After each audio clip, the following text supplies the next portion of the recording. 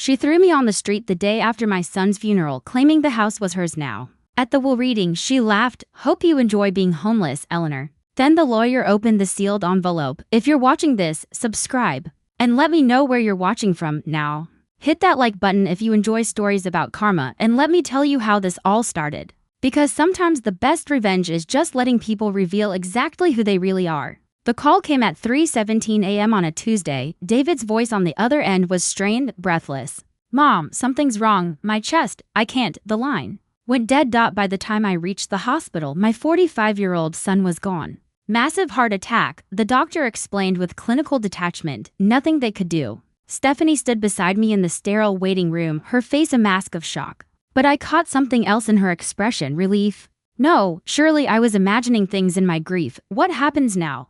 I whispered, still unable to process that David, my healthy, vibrant son, was simply gone. Stephanie straightened her shoulders, and for a moment, her composure slipped. "Now we deal with reality, Eleanor. David's gone, and I have decisions to make." The coldness in her voice sent a chill through me. We'd never been close, Stephanie and I. But David had always been the bridge between us. Now that bridge was gone, and I was beginning to understand just how deep the chasm really was. "Of course, dear, we'll get through this together," I said, reaching for her hand. She pulled away. "We'll see about that." I should have recognized the warning in those words. Instead, I attributed her coldness to shock. People grieve differently. I told myself, some become emotional, others turn inward. Stephanie was clearly the latter. The funeral arrangements consumed the next 3 days. I offered to help pay for everything. David had been my only child, after all. But Stephanie insisted on handling it herself. "I'm his wife," she kept saying. "I know what he would have wanted." Fair enough. I focused on writing his eulogy, calling relatives, and trying to hold myself together.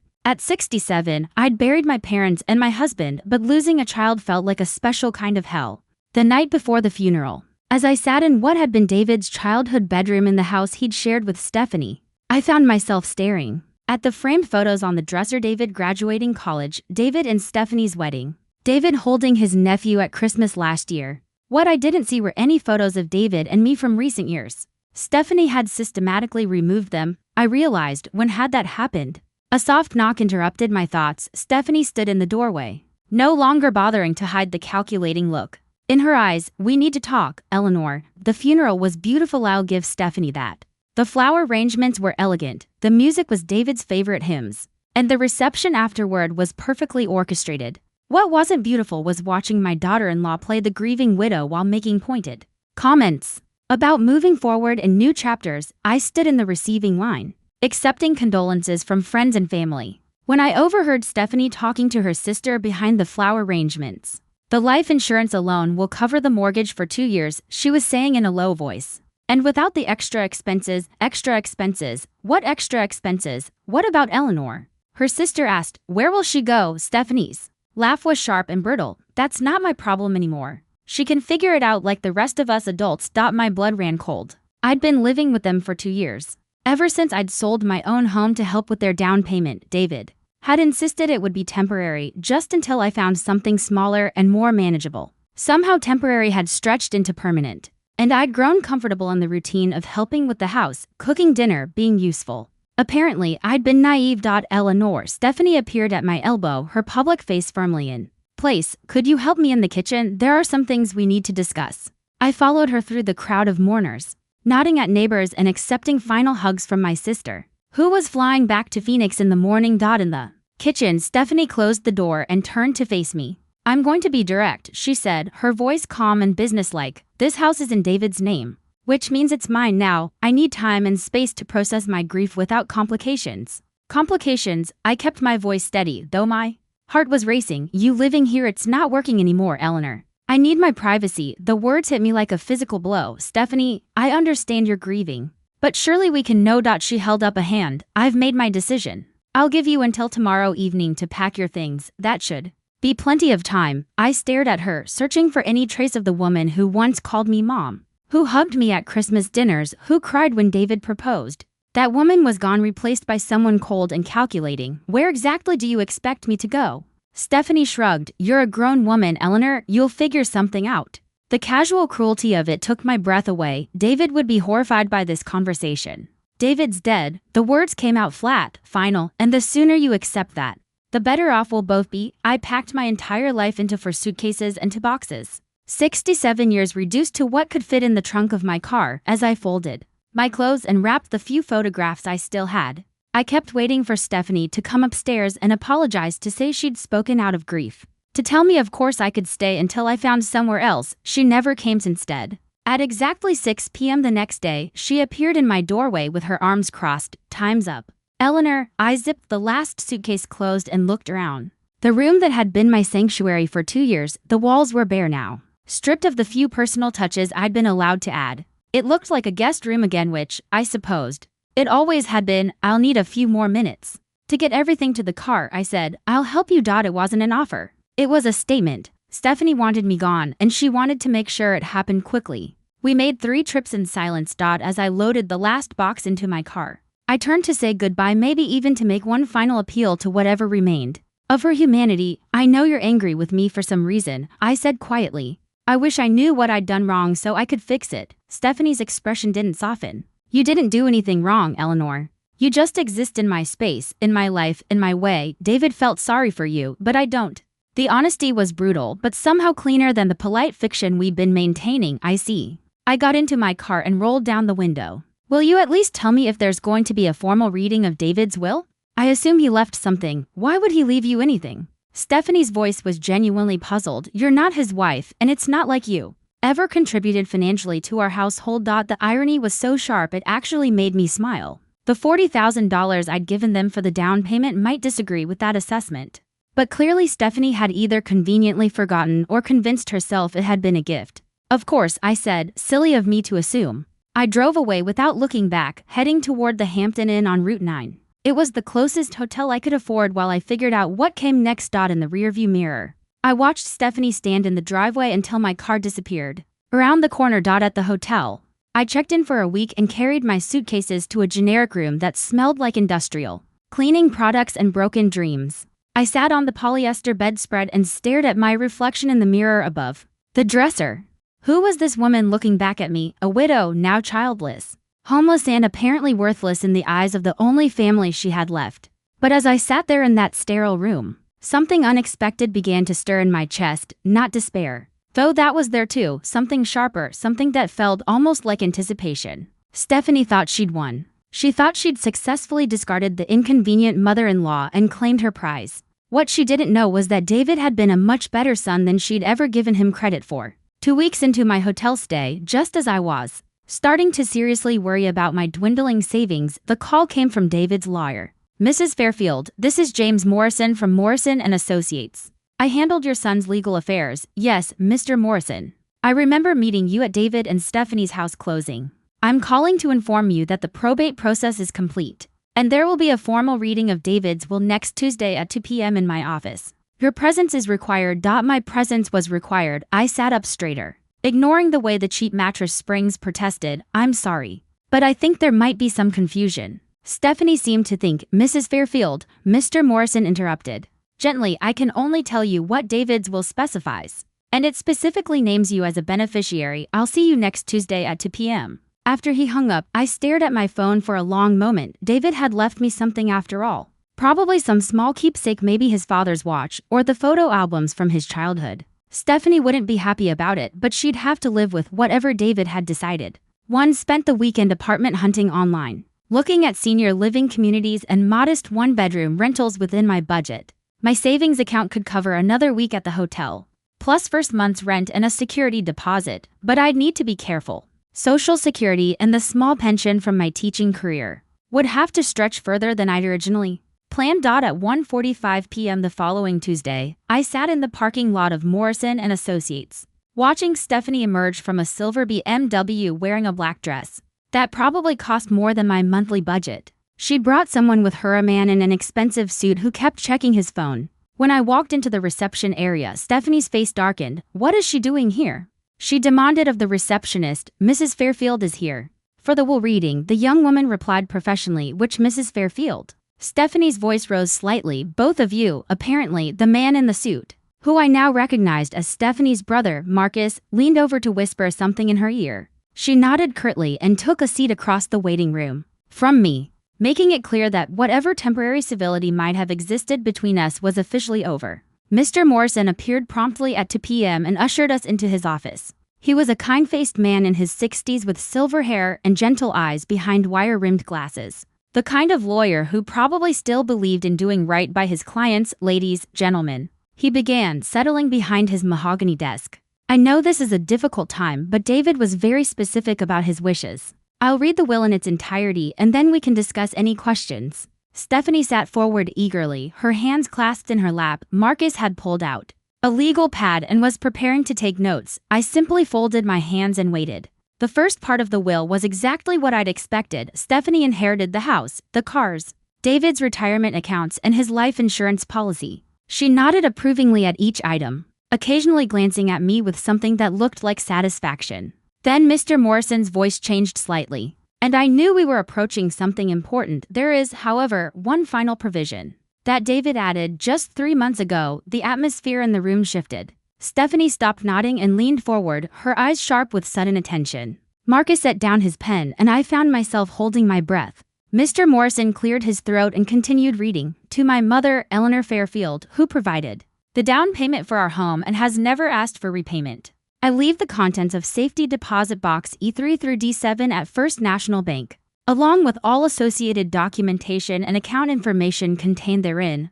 What safety deposit box? Stephanie's voice was sharp. David never mentioned a safety deposit box. Mr. Morrison looked up from the document. Apparently, it was something he maintained privately. He was quite specific that the contents should go to his mother. I was as surprised as Stephanie, but for different reasons, David had never mentioned a safety deposit box to me either. What could he possibly have put there that was meant for me? What's in it? Marcus asked, his lawyer instincts kicking in. I have no idea, Mr. Morrison replied honestly. David simply provided the bank information and instructions that Mrs. Fairfield should have full access upon his death. Stephanie's face was flushed with anger. This is ridiculous. If there's anything of value in that box, it should be part of the estate. We need to contest this. You're certainly free to try, Mr. Morrison said mildly. But the provision is very clear, and David was completely competent when he added it to his will.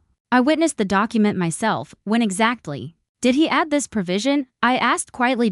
Morrison consulted his notes. 3 months ago, February 15th, he came in specifically to make this addition. February 15th, I remembered that date clearly because it was the day after Valentine's Day. And David had seemed unusually quiet during our family dinner. Stephanie had been complaining about something, the neighbor's dog, I think, and David had barely spoken throughout the meal. This is a waste of time, Stephanie snapped, standing abruptly. Marcus, let's go. We'll file a challenge tomorrow. Actually, Mr. Morrison said, pulling out another document. Before you leave, I need to inform you both that David left specific instructions for his mother regarding the contents of the safety deposit box, Mrs. Fairfield. He wanted you to access it within the next few days once you've completed the necessary documentation with the bank. He handed me a sealed envelope. These are the bank documents and his personal key. The bank will need to verify the death certificate and process the paperwork before you can access the box. Usually takes about 3 business days. Stephanie's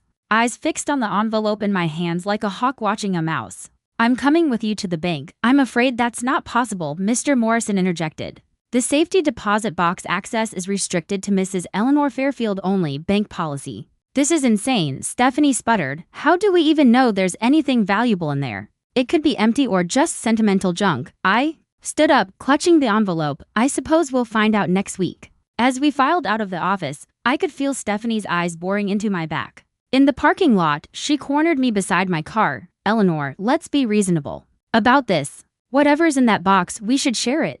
David would have wanted his wife to benefit from anything he left behind. For the first time since David's death, I almost smiled. You made it very clear that you don't believe David would have left me anything. Now suddenly you're concerned about sharing. I'm just saying, you're saying whatever you think will get you access to that safety deposit box. I unlocked my car door, but David was very specific. The contents are mine. Her mask slipped completely, then revealing the cold calculation beneath. Don't forget, Eleanor, you're homeless. You need my goodwill more than I need yours. I paused with my hand on the car door. Actually, Stephanie, I don't think I need anything from you at all. 3 business days later, after providing the death certificate and completing the bank's paperwork, I finally stood before safety deposit box 3537 at First National Bank. The bank manager, Mrs. Peterson, was expecting me. She'd obviously been briefed about the situation because she offered her condolences and escorted me personally to the vault area. Box 3537 is one of our larger units, she explained as we walked through the security doors. Your son rented it about 5 years ago and visited quite regularly. 5 years? David had been planning something for 5 years. Mrs. Peterson used her master key while I inserted David's key, and the box slid out smoothly. It was indeed large, about the size of a briefcase, and surprisingly heavy. Take all the time you need, Mrs. Peterson said, showing me to a private viewing room. I'll be at my desk when you're finished.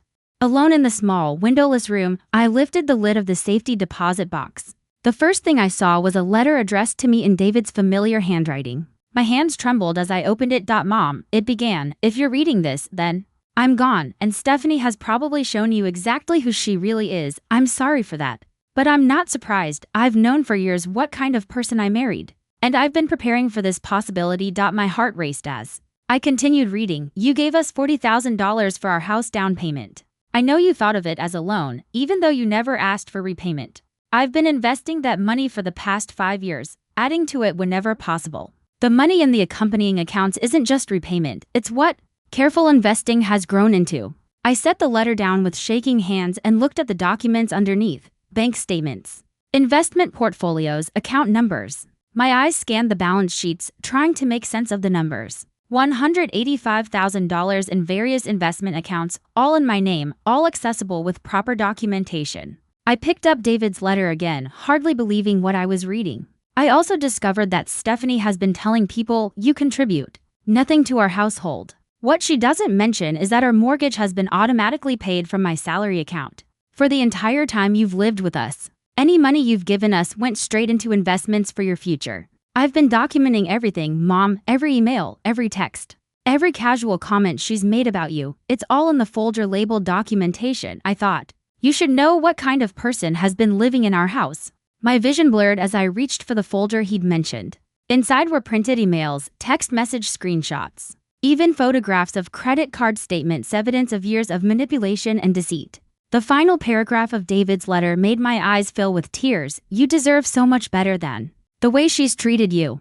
Take this money and build yourself a life where no one can make you feel unwanted ever again. And Mom, don't tell Stephanie about any of this until you're safely away from her. Trust me on this one. All my love, David. I sat in that little room for nearly an hour, reading through everything David had left for me. By the time I emerged, I had a clear picture of exactly how my daughter-in-law had been manipulating both of us for years. Mrs. Peterson helped me transfer all the documents to a large envelope and explained the process for accessing the investment accounts. As I walked to my car, my phone rang. Eleanor. Stephanie's voice was falsely sweet. I was wondering if you'd like to come by for lunch today. We could discuss what you found in the safety deposit box. I smiled at my reflection in the car window. That's very generous, Stephanie. I'll be there at noon. It was time for Stephanie to learn that sometimes the people you underestimate are the ones who surprise you most. I arrived at Stephanie's house, her house now at exactly noon, carrying a small gift bag and wearing my best poker face.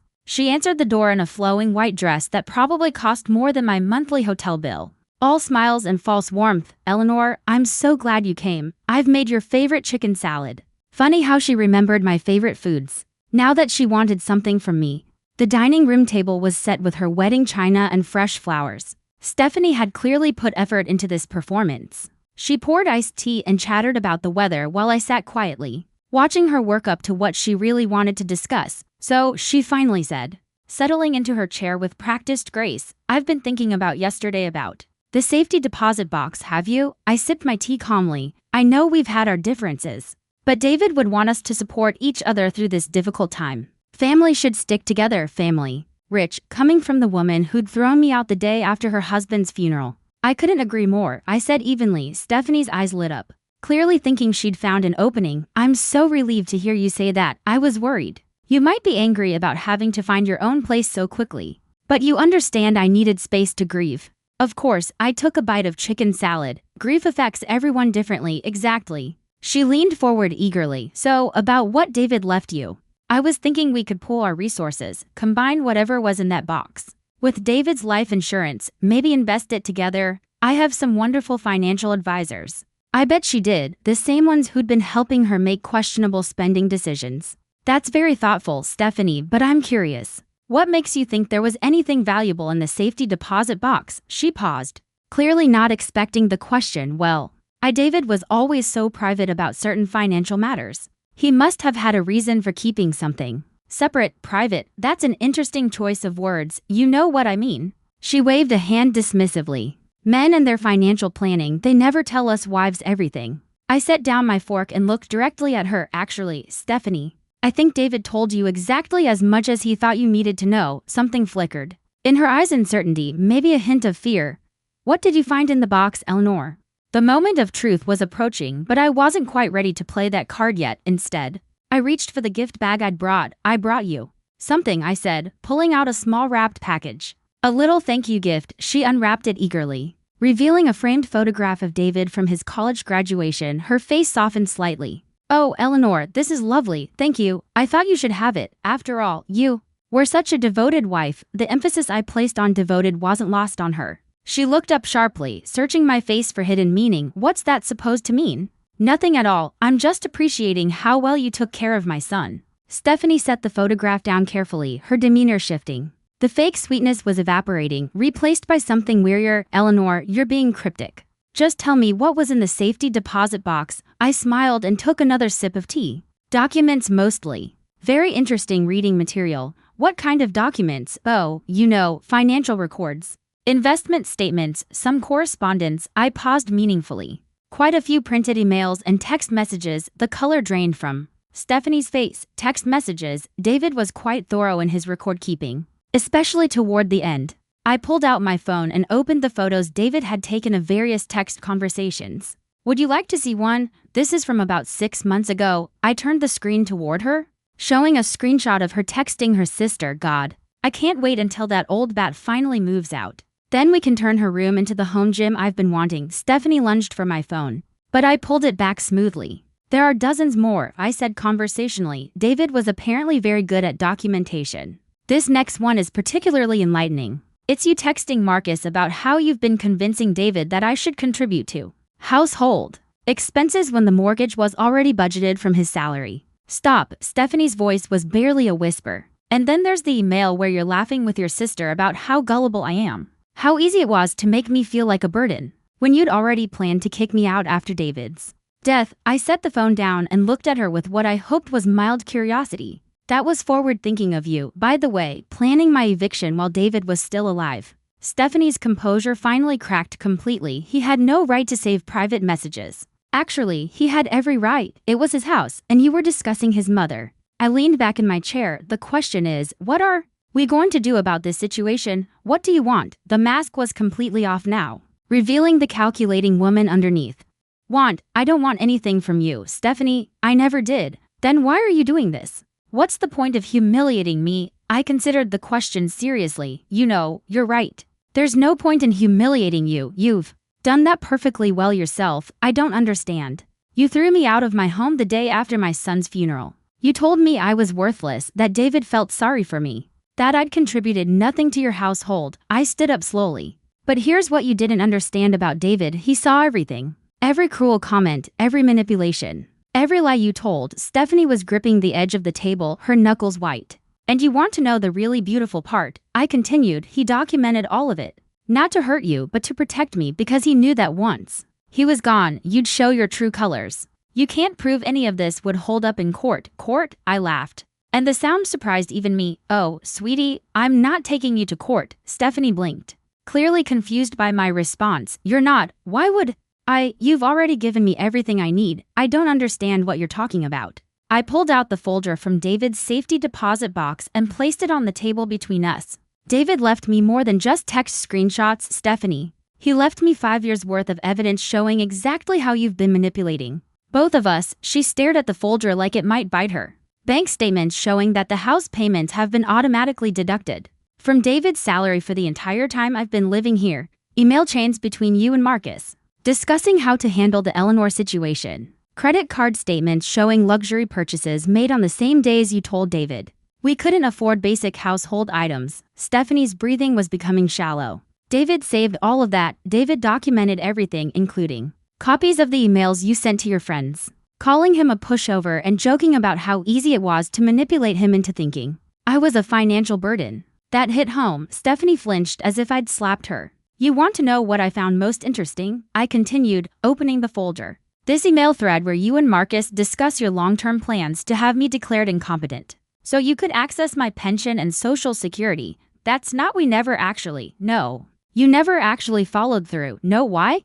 Because David figured out what you were planning and took steps to protect me. Stephanie's eyes widened. What steps? You don't have anything worth protecting, don't I? I smiled pleasantly. That's interesting because according to these investment statements, I apparently have quite a bit worth protecting. Money that David had been carefully growing for the past 5 years. That's impossible. You're living in a hotel. I'm living in a hotel because I choose to be there while I figure out my next move, not because I can't afford better. The silence stretched between us as Stephanie processed this information. I could practically see the wheels turning in her head, trying to calculate how much money we might be talking about. How much? She finally asked. Excuse me, how much money did David leave you? I closed the folder and stood up. That's really none of your business, is it? I'm his wife. I have a right to know. You had a right to know what your husband left you, which, as I recall, was quite generous. The house, the cars, the life insurance, his retirement accounts. I'd say you made out very well. Stephanie shot to her feet, her chair scraping against the hardwood floor.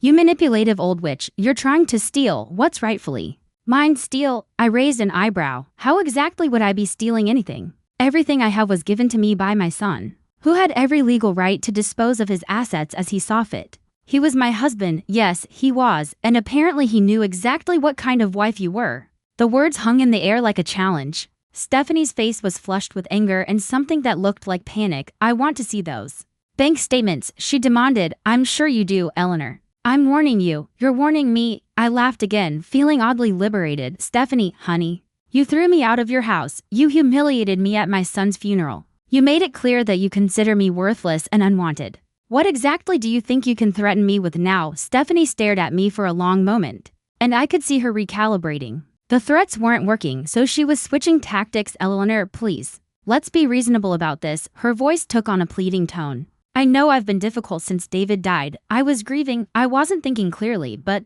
we're family. We should work together. Family, I repeated thoughtfully. Yes, you mentioned that before. Right after you told me David felt sorry for me, and that I'd never contributed anything to your household. I didn't mean that. I was upset. I said things I didn't mean. Oh, but you did mean them. That's what makes David's documentation so valuable. He saved you saying the same things multiple times to multiple people over a period of years. Stephanie's mask slipped again.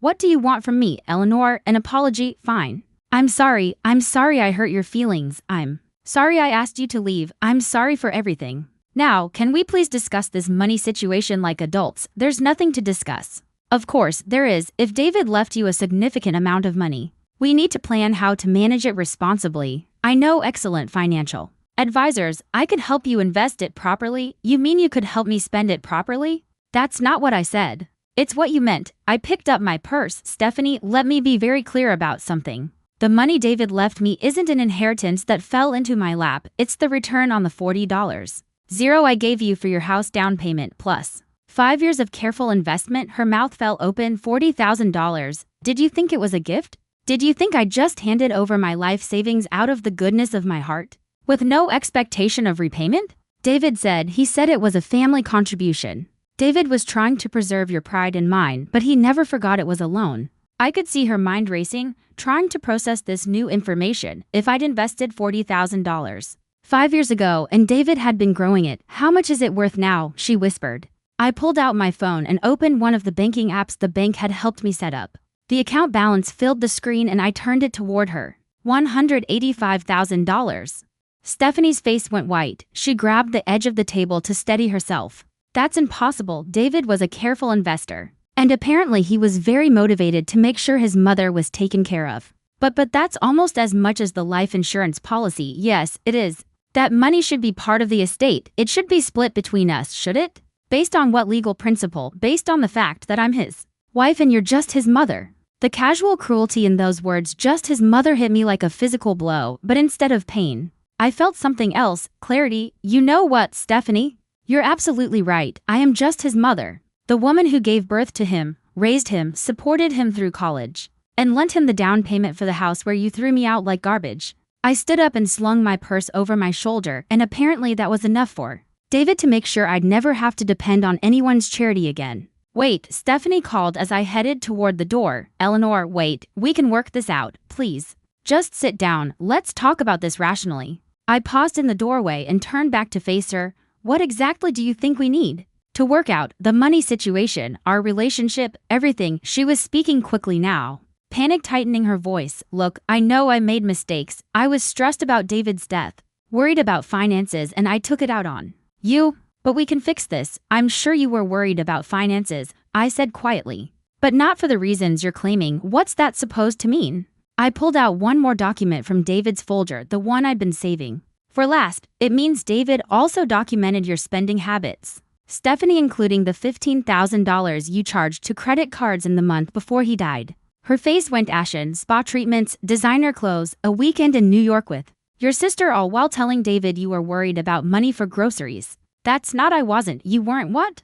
Planning to live off his life insurance while throwing out the inconvenient mother-in-law who might interfere with your lifestyle. Stephanie collapsed back into her chair, the fight draining out of her. You don't understand the pressure I was under. What pressure? Everyone expected me to be the perfect wife, the perfect hostess. David's colleagues, the neighbors, my family. Do you have any idea how exhausting it is to maintain appearances? I looked at her sitting there in her designer dress, in her beautiful house, surrounded by luxury, complaining about the burden of appearances. No, Stephanie, I don't, because I was too busy actually taking care of your husband while you were busy spending his money. I loved David. You loved what David could provide for you. There's a difference. She was crying now, ugly tears that smeared her perfect makeup. I can't lose everything. I can't go back to being nobody. You're not nobody, Stephanie. You're David's widow. You inherited a $500,000 house, a $200,000 life insurance policy, and his retirement accounts. You're financially set for life if you manage it properly.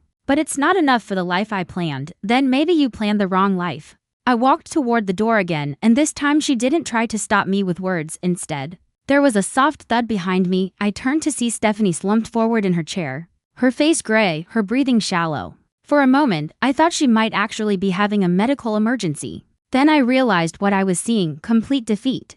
The moment when someone realizes they've lost everything they thought they were entitled to, and there's no manipulation, no charm, no cruelty that can get it back. I can't, she whispered. I can't lose everything. You're not losing everything, Stephanie. You're losing the things that never belonged to you in the first place.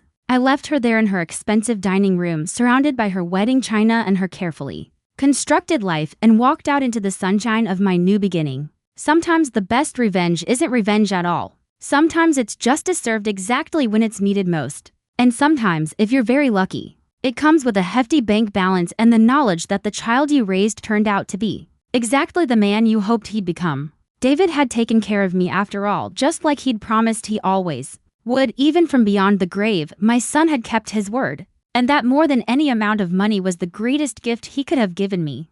Thanks for listening. Don't forget to subscribe and feel free to share your story in the comments. Your voice matters.